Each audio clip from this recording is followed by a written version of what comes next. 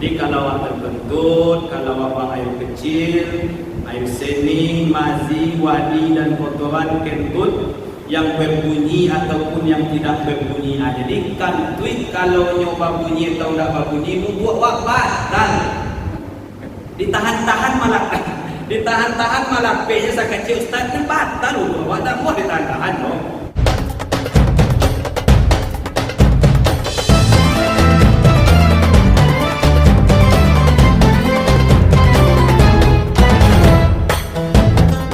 Assalamualaikum warahmatullahi wabarakatuh. Bapak dan Ibu, orang tua kami yang dimuliakan oleh Allah Subhanahu wa taala. Kita lanjutkan perihal wudu yang sudah kita sampaikan pada bulan yang lalu. Sekarang kita masuk kepada hal-hal yang dimakruhkan di dalam kita berwudu. Yang dimakruhkan ada wajib, ada sunnah, ada mubah, ada makruh, ada haram. Dalam kaidah dalam hukum fikih, wajib jika kita kerjakan berpahala, jika kita tinggalkan berdosa. Sunnah kita kerjakan berpahala, kita tinggalkan tidak apa-apa. Itu pendapat yang umum. Tapi kalangan ulama tasawuf, kalau nen sunnah itu Bapak dan Ibu dikerjakan berpahala, ditinggalkan merasa rugi. Jadi kalau sunnah nyo nak kita kawan, ada kawan sunnah tu nen pokok wajib menang dulu masuk itu. Amaraso rugi ya wak kalau nen sunnah tu nak kita karajuan. Contoh, awak masuk masjid, waktu tinggal 3 minit lah. Kalau 3 minit itu mungkin cuma bisa solat 2 rakaat. Kalau 3 minit, kalau solat awak lain tanang-tanang, tapi kalau solat bantu ikut mandi saya, asa minit selesai. Alun selesai tagak lempu, alun selesai lempu tagak tu boleh. Aku tak pantiang untuk solat. Di mana hati kata nak kalau solat seperti itu? Solat ko sarana berkomunikasi awak dengan Allah. Allahu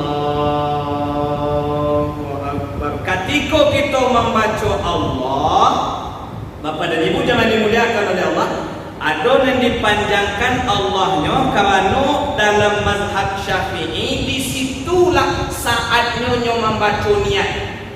Dia awak di situ, dia awak konsep Syafi'i. Allah sengaja aku salat maghrib 3 rakaat menjadi imam karena Allah Ta'ala Akbar. Bersamaan kalau dalam mazhab Syafi'i. Kalau dalam mazhab Hanafi sabalunnya bertakbirnya membaca niat. Sengaja aku salat maghrib 3 rakaat mengikut imam karena Allah Ta'ala Akbar. Nah maksudnya ada imam tu capek. Nah, jadi salah tu. Lambe ni mama kamu potong imam tu sekali. Lambe benar dah. Dan sampai awak mendahului imam. Apabila makmum mendahului imam, batallah solatnya. Imam alun salam ke kanan lain. Tapi dia nyo capek-capek ni ada paralu dia janji dia nilai semacam hanya baik salam dulu. Tinggallah salat itu sebab lihat dah. Bapak dan Ibu jangan dimuliakan oleh Allah Subhanahu wa taala. Ada orang yang berniat kalau dalam Hanafi, Maliki, sebuah itu maknanya kalau di Makkah Madinah tu Allahu Akbar. Dan kadang-kadang awak mantang-mantang lah pulang dari Makkah, awak contoh seno Makkah Ustaz. Makkah kan sebentar takbir, kalau nak mau Ustaz takbir dulu jamaah seperti itu. Kalau Makkah kan salatnya 2-3. Anda usah contoh itu kan kalamat Jawa. Saya kena contoh. Dan kan ada orang contoh ke Makkah mana kalamat Jawa. Boleh ada dalam kita beribadah. Kalau dalam mazhab Hambali, Bapak dan Ibu jangan dimuliakan oleh Allah, nyo langsung menyengaja tak perlu berniat. Kalau niat tu menyengaja. Allah. Jadi niat tu yang disengaja lah tu sih. Nah, jadi ada orang yang serupa itu pemahamannya dan jangan kita salah kalau kawan awak. Dalam perihal takbir saja Bapak dan Ibu insyaallah nanti akan sampai ke situ. Ada orang yang mangkek tangannya sampai di situ. Itu masalah takbir. Ada orang yang mangkik tangan sampai siku. Itu masalah takbir Bapak dan Ibu jangan dimuliakan oleh Allah Subhanahu wa taala. Dan boleh lawak salahan orang tu. Kalau nak apa-apa, kalau dalam mazhab Syafi'i sampai tadi nak boleh lebih ke belakang tu. Dah boleh lo dikipir kata lo Allah. Tu panik. Kalau nak ibu-ibu takbirnya Allahu Akbar. Nyo takbir di dalam mungkin ndak dikirai dikisai tu mungkin. Wah. Kalau tangkeh tu mungkin atas sangkui dikipir ni. Nak baik tu sana. Jadi Bapak Ibu jamaah dimuliakan oleh Allah, takbir kita dalam kena. Kenapa? Karena awal perempuan itu baik di dalam salat ataupun di luar salat sama-sama, kecuali dua muka dan telapak tangan. Maka Bapak Ibu jamaah dimuliakan oleh Allah, kalau dan ibu-ibunya pakai kaos kaki ketika salat, supaya dan nampak. Tapi kalau sekiranya mungkin awalnya dalam, lain rasa nampak, kan belakang kan ada apa-apa yang macam dia. Itu maksudnya pintu itu di jauhan kamu buat sampai nampak ini. Itulah rencana ada Pak Edi. Besok kalau mau apa mati itu belakang supaya jangan sibuk ya kalau ada apa-apa ada gitu ya Pak Edi ya kan. Rada masuk apa-apa jadi sana ibu-ibu. Bapak Ibu jamaah dimuliakan oleh Allah Subhanahu wa taala. Itu masalah takbir berniat itu sendiri. Jadi orang yang melaksanakan ibadah salat itu sendiri, ketika lah masuk lagi bumi tinggalai salat cuma mungkin 2 rakaat, tumakninah lah kita salat. Salat ini kita kerajakan kalau kita masuk musajid 2 minit tinggalai, salat sunat rawatib. Ada salat qobliyah sabadun, ada salat ba'diyah sesudah. Ada salat qobliyah ba'diyah ko yang muakkad, ada yang ghairu muakkad, yang dikuatkan, ada yang tidak dikuatkan di bawah muakkad namanya. Itu salat sunat. Apa itu salat sunat rawatib? Salat sunat yang mengiringi salat fardu. Salat sabadun atau salat sesudah. Tapi kalau samini tinggal waktu tu lain, nak tak kaja ada wak solat sunat tu, anda usah nak wak solat sunat berdoa lah. Kenapa? Karena kata Imam Syafi'i rahimahumullah, kata Imam Al-Ghazali rahimahumullah, antara azan dan qomat itu Bapak dan Ibu adalah minal awqati syarifah, waktu yang mulia untuk berdoa. Jadi kalau tinggal samini lewat solat takaja ada wak solat sunat Bapak Ibu berdoa. Berbanyak doa, angkat tangan ya Allah. Begitu kezaliman hari ini nampak di depan mata kami ya Allah. Dibunuhnya dan ditembaknya dengan sengaja 6 orang umat Islam ya Allah. Berdoa supaya kebenaran dan keadilan itu bisa tersentuh kepada para penguasa hari ini. Itu yang kita lihat Bapak Ibu jamaah dimuliakan oleh Allah. Orang menyampaikan amar ma'ruf nahi munkar dimasukkan ke penjara. Ustaz Maher, Ustaz Habib Rizil, belum lagi Ustaz Gus Nur yang lain. Orang yang menyampaikan ajaran Islam, Al-Quran yang disampaikannya, tapi tidak sesuai dengan kepentingan jabatannya, carinya pasal untuk masuk penjara. Itulah ini. Sehingga apa kata orang-orang cendekiawan, kemungkinan nanti kita akan reuni di penjara katanya. Karena orang-orang idealisme itu sekarang hari ini ditakuti oleh pemerintah itu. Maka Bapak Ibu jamaah dimuliakan oleh Allah Subhanahu wa taala, maka selalulah kita amar ma'ruf nahi munkar. Kalau kita ada ke rumah jamaah mendoa, kalau kau besok alhamdulillah selama risiko sampaikan, nak sibuk rumah akan bersajilah. Alhamdulillah jamaah itu selalu kita mengajak. Kalau dakwah saya ngajak ya Bapak Ibu jamaah dimuliakan oleh Allah. Maka disampaikan daripada RW Ujang Pasar Mana. Bapak dan Ibu, mari kita kamu saji. Lah RW RT lo turun tangan tu ajak kamu saji. Kenapa? Karena setiap yang kita pimpin, kata Allah Subhanahu wa taala, kata Nabi dalam hadis Rasul disampaikan, akan dimintai dari apa yang kita pimpin tersebut. Maka selalulah kita mengajak. Misal kalau kita mengajak saudara awak ke masjid, rajin nyoba ibadah di masjid, awak mendapatkan pahala ibadah orang yang awak ajak tadi tanpa mengurangi pahala orang yang kita ajak. Kalau sibuk kok ada orang yang sibuk doa pada ibu jangan dimuliakan oleh Allah Subhanahu wa taala. Tapi bagaimana kita mampu meluangkan kesibukan kita berjamaah indah di dalam masjid. Lampu tarang, kipe angin hidui, lantai sajulo, duduk awak mungkin sabanta payah awak lalu di rumah di musajid sabanta lalu. Begitu nikmatnya dalam musajid. Maka marilah kita selalu ajak jamaah itu, kita selalu sampaikan. Tanyalah sama bapak kita, Pak Edi, kalau kita yasinan ini, mari kita doakan jamaah kita yang belum ke masjid. Terdengar mungkin keluar pada setiap Kamis malam. Selalu kita mendoakan. Kalau tidak awak yang mendoakan amar ma'ruf nahi munkar, sia.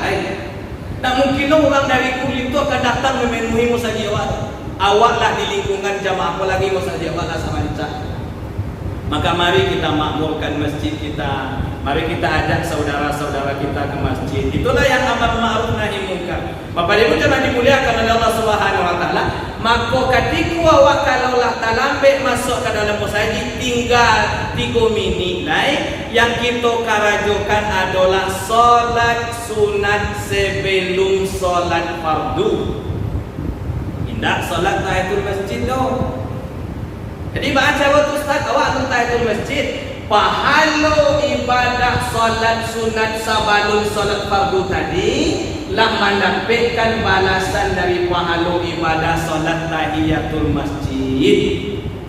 Kalau memang awak tak lambe indah disingajo dan indah dilambe-lambean. Awak misalnya sedang sibuk di rumah, banyak kerja segala macam.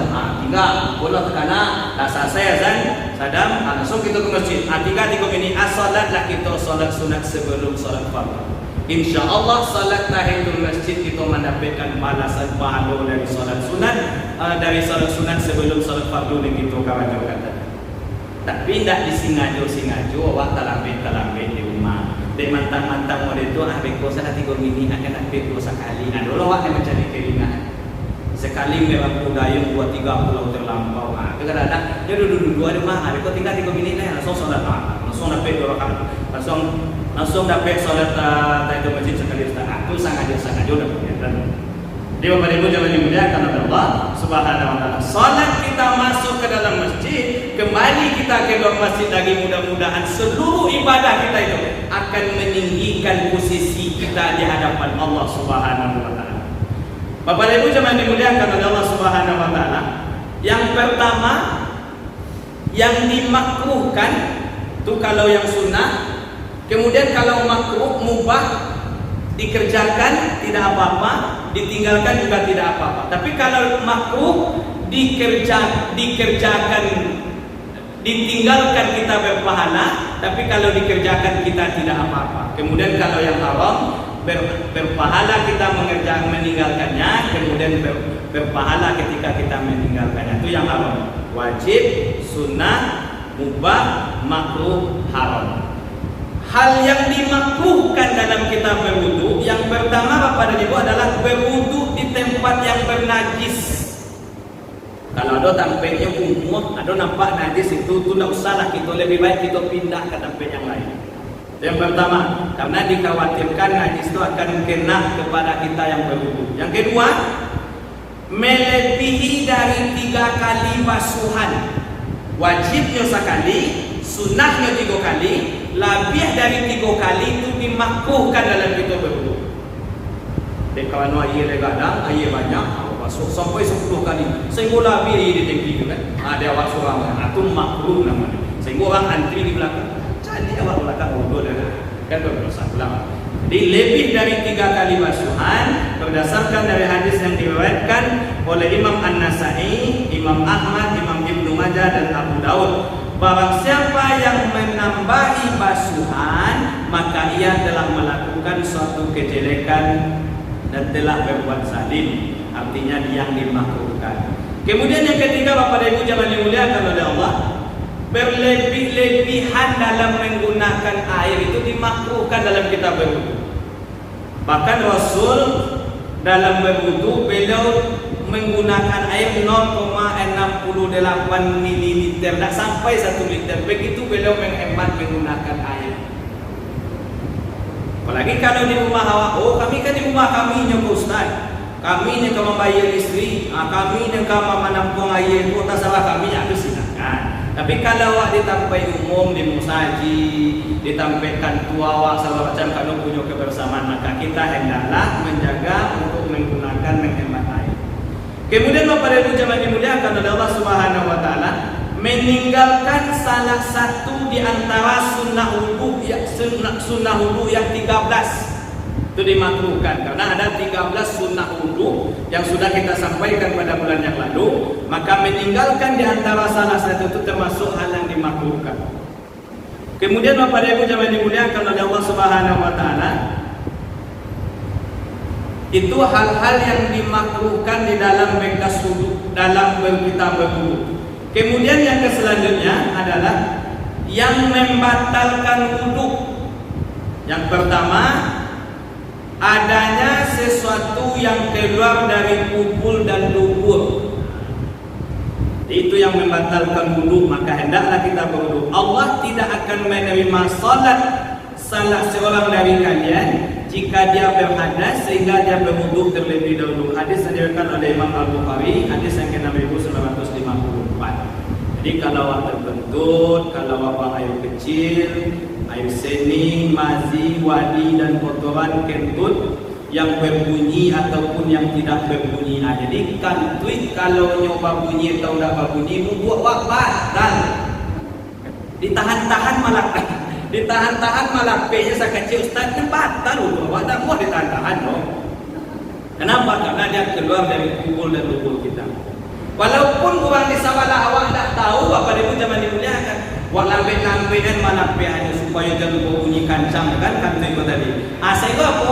Sehingga Allah sendiri tahu. Aduh sampai rasa ada nyaman. Maka mundurlah awak batal wudu awak ambil wudu kita. Itu makanya DP musawat di pintu situ. Kalau imam batal wudunya, di situlah lalu imam bersampian. Itu makanya yang tagak di belakang imam ku Pak Edi, Mabuzi, Sadam, udah situ tagak doh, kan? Jadi tagak yang menggantikan imam itu di sini. Kenapa? Ketika imam batal wudunya, dia keluar ke sana, maka yang di belakang inilah yang bersiap menggantikan imam. Tapi kalau tidak ada lo lain lo, kosong lo kok sampai aku nak situ tu ada lo kan datang nak. Asal kosong kok jadi situ besi kan ada mungkin do. Apalagi kalau misalnya kita cuma salat zuhur dan asar, ini pokok kan modalnya takbir saja. Bapak-bapak apa pandai? Allah. Adalah pandai takbir tak kali sih kau salah kan. Tapi ketika sami Allah liman hamidah, dia takbir baca itu bisa belakang sami Allah liman hamidah apa dengan ada. Bapak Ibu jangan dimuliakan oleh Allah Subhanahu Wa Taala. Itu yang pertama yang membatalkan wudu. Kemudian yang kedua, tertidur lelap jika pelakunya tertidur dalam keadaan berbaring. Kalau dalam keadaan berbaring, maka itu membatalkan wudu. Tapi kalau awak tertidur awak sambil mendengarkan khatib berkhutbah, maka itu tidak membatalkan wudu kita. Karena awak nak ngalok doh. Yang kadang-kadang setan itu kan tipu loh di sana itu Pak Ibu. Assalamualaikum warahmatullahi wabarakatuh. Ada mana aku jadi tagak aku dulu kan. Sudah tu lah nyamuk Ustaz. Sampai di mana aku kan. An malu awak kadang-kadang jatuh lu air juga ada dalam sana. Makanya Bapak Ibu jangan dimuliakan oleh Allah Subhanahu Wa Taala. Tapi kalau kita tertidur dan kalau kita berwudu kemudian tertidur dalam keadaan berbaring, maka kita itu membatalkan wudu kita. Makanya orang kalau tertidur dalam mendengarkan khutbah dan itu tidak membatalkan dalam pelaksanaan, dalam membatalkan wudunya. Kemudian Bapak Ibu jangan dimuliakan oleh Allah Subhanahu Wa Taala, mata itu adalah tali pengikat dubur. Maka barang siapa yang tertidur hendaklah ia berwudu. Hadis yang diriwayatkan oleh Imam Abu Dawud, hadis yang ke-203. Itu yang kedua. Kemudian yang ketiga yang membatalkan wudu adalah tertutupnya akal dan hilangnya kesadaran karena pingsan, karena mabuk, karena gila. Itu batal wudu.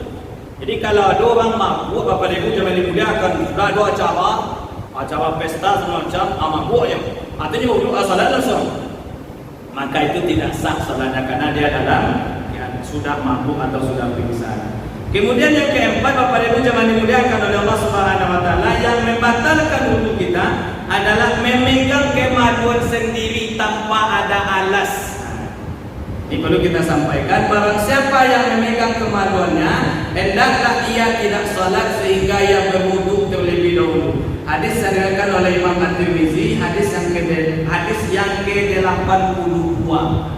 Jadi kalau awak selesai berwudu, maka kita dilarang untuk memegang kemaluan kita sendiri. Saya mohon maaf ini saya sampaikan karena fikih. Kemudian yang kelima, Bapak Ibu jemaah dimuliakan oleh Allah Subhanahu wa taala, yang membatalkan wudu adalah murtad, orang yang keluar dari agama Islam. Jangankan wudunya batal, akidah begitu juga sudah digadaikan karena dia keluar dari ajaran agama Islam. Kemudian yang keenam, Bapak Ibu jemaah dimuliakan oleh Allah, menyentuh wanita yang bukan mahramnya disertai dengan nafsu birahi. Maka kadang-kadang ada juga pendapat menyampaikan kalau kita menyentuh istri kita bagi seorang suami yang tidak disertai oleh nafsu birahi kita, kata Imam Hanafi tidak membatalkan wudu, tetapi kata Imam Syafi'i itu membatalkan wudu kita. Karena awak tak tahu orang tu bernafsu atau tidak. Ketika awak sentuh bini awak, itu dalam kubunya, itu bernafsu. Tapi ketika awak sentuh bini awak, ada je tadi di lampu itu kan tak tahu, ada tahu atau tidak itu hanya kita yang merasakan. Jadi Bapak Ibu jemaah dimuliakan oleh Allah Subhanahu wa taala, maka menyentuh wanita yang bukan mahram kita, maka itu membatalkan wudu kita. Itu yang keenam, tentang yang membatalkan wudu. Kemudian faktor yang kita dianjurkan untuk berwudu, ya, penyebab kita dianjurkan untuk berwudu. Yang pertama, Bapak dan Ibu jemaah dimuliakan oleh Allah, orang yang berpenyakit hadas, yakni seseorang yang kebanyakan waktunya tidak henti-hentinya buang kotoran dan mengeluarkan kentut. Ini orang-orang yang berhadas seperti itu dianjurkan kita selalu berwudu. Kalau ada, mohon maaf Bapak dan Ibu jemaah dimuliakan oleh Allah Subhanahu wa taala, ada apa-apa atau ibu-ibu nelak wudu waktu lama nyoka berwudu, tapi setelah berwudu rasu-rasu ada yang keluar dari kubur dan dukungnya tu. Pak jawabnya Ustaz, orang yang seperti itu Bapak dan Ibu jemaah dimuliakan oleh Allah, ditunggu waktu masuk, lah masuk waktu berwudu lawat, kemudian pakailah pempes. Di saat selesai awak pakai pempes tadi, solatlah awak. Di saat awak solat tadi, kalau masih menetes nyolai, berarti itu dimaafkan. Yo kadang-kadang kalau lagai itu kadang-kadang palapnya kadang-kadang kan agak kurang. Kadang-kadang diikut-ikut, solat ni tadi rasul kadang-kadang kan ada, mohon maaf itu. Kau nak bukan itu, tapi itu ada jamaah yang bertanya kamu sebut itu. Jadi kalau ada rasulnya jawab dan sebut itu, baik laki-laki ataupun perempuan, maka tunggu waktu itu masuk, lah masuk waktu itu berwudu lah awak, pakailah pempes, kemudian solatlah awak. Kau adanya di dalam awak solat tadi menetes dunyo, namanya istihadah namanya. Itu dimaafkan.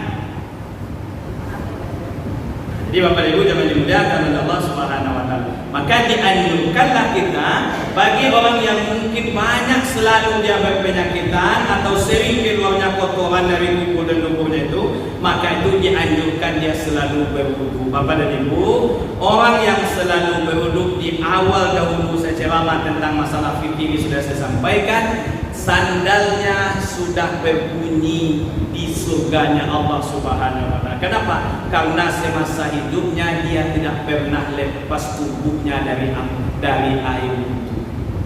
Maka kalau KPK mawa selalulah berwudu. Banyak manfaatnya Bapak Ibu. Kalau berwudu mengangkat tinggi tensi awak, mengecilkan bini awak jadi wanita kok kamu dalam keadaan berwudu. Ada yang menahan.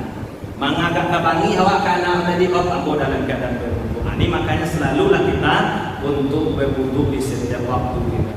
Kemudian yang kedua, Bapak Ibu jemaah dimuliakan oleh Allah Subhanahu wa taala, wanita yang mengalami istihadah yang kita sampaikan tadi, wanita yang terus-menerus mengeluarkan darah dari kemaluannya, maka bagi dia hendaklah selalu dia berwudu. Ini dianjurkan, apalagi ketika dia akan sholat. Tidak terhenti dia, orang haid itu dia 7 hari, dia pula dia mau balik hari haid, dia bukan haid, mungkin darah penyakit kan. Itu yang kedua, Bapak dan Ibu jangan dimuliakan oleh Allah Subhanahu wa taala. Kemudian yang ketiga, orang yang memandikan dan memikul jenazah. Ini selalu Pak Diopal beliau mengingatkan, lama di Ustaz, lalu lebih ambil. Selalu beliau mengingatkan, kalau kita ada jenazah kita saya mandikan bagi yang jenazah laki-laki, maka selalu kain yang saya pakai itu langsung dimasukkan dalam ember dan dicuci, direndam, kemudian kita mandi. Apalagi juga kita sudah sampai mengantarkan ke kuburannya.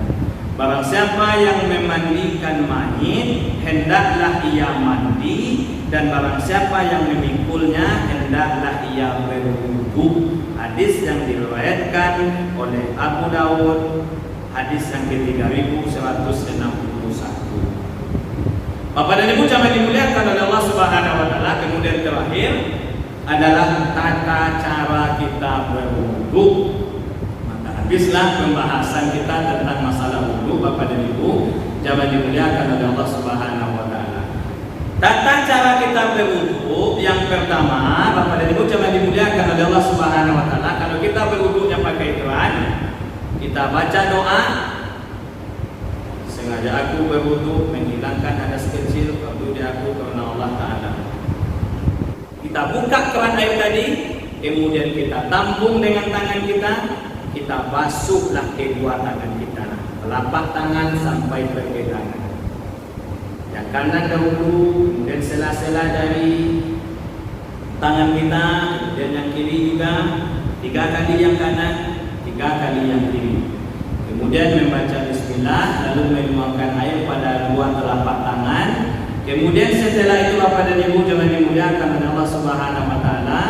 Kemudian berkumur-kumur sebanyak 3 kali. Sudah basuh tangan, ambil air tadi, kemudian ambil air di berkumur-kumur. Berkumur-kumur kita Bapak dan Ibu supaya apa? Supaya seluruh mulut kita yang di dalam itu dibersihkan dengan air wudu, kemudian dibuang ke sebelah kiri. Kalau kita membuang najis tetap ke sebelah kiri, jangan sampai kita ke sebelah kanan. Kita meludah ke sebelah kiri. Kita meludah atau batuk buang ke sebelah kiri, tidak ke kepala teman. Kadang-kadang kalau sambil wagabanyo batuk agak timbul kepala ada bagata, saya berkawan dengan kan di batuk itu di tahan.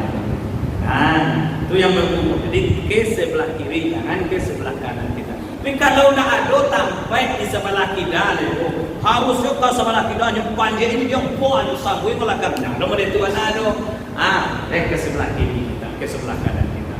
Karena waktu mungkin ada batasnya. Wah balik menjual, anda do sampai di situ mungkin atau sebelah kita akan tadi. Awak sabun ke India jangan. Mungkin yang ke sebelah kanan. Lihat kondisi kita. Jadi yang pertama berdoa kita, auzubillahi minasyaitonirrajim, bismillahirrahmanirrahim, bacanya berwudu, basuh tangan kita 3 kali, kemudian setelah basuh tangan kita 3 kali, berkumur-kumurlah sebanyak 3 kali. Kecuali kalau kita dalam keadaan berpuasa. Kalau dalam keadaan berpuasa lah dari jam 2 balik kate, anda usahlah berkumur-kumur lah. Hari yang ini awak berkumur-kumur. Ini kecil dia baku sunnah Ustaz. Rupanya minum air. Cari kadang-kadang kenal ya hari ini itu datang boleh. Berkumur-kumur sakitnya kadang-kadang lalu masuk, kadang-kadang kedapik gitu. Mainangan masuk itu. Itu makruh bagi kita kalau dalam keadaan berpuasa berkumur-kumur. Kemudian Bapak Ibu jangan dimuliakan oleh Allah Subhanahu wa taala. Kemudian menghirup air ke hidung, istinsyak tadi ya. Istinsyak yang sudah kita sampaikan sunah-sunah berwudu tadi. Istinsyak ke sebelah kanan, kemudian ke sebelah kiri, kemudian kita buang lagi. Kalau doang kadang-kadang dipegang hidung sebelah kanan itu nyetakannya, ambunya akal, walah tarik hidung dari sebelah kiri. Begitu juga yang sebelah kanan. Kemudian kita hirup air tadi itu. Kalau sampai ke kepala kita Bapak Ibu, agak taraso lain padi rasanya. Kalau le sanggup awak silakan. Tapi kalau tak sanggup, jawab doa pada ibu jangan dimuliakan. Masa kata rasul sanggup saya jawab. Ambil aja bahasa sekali.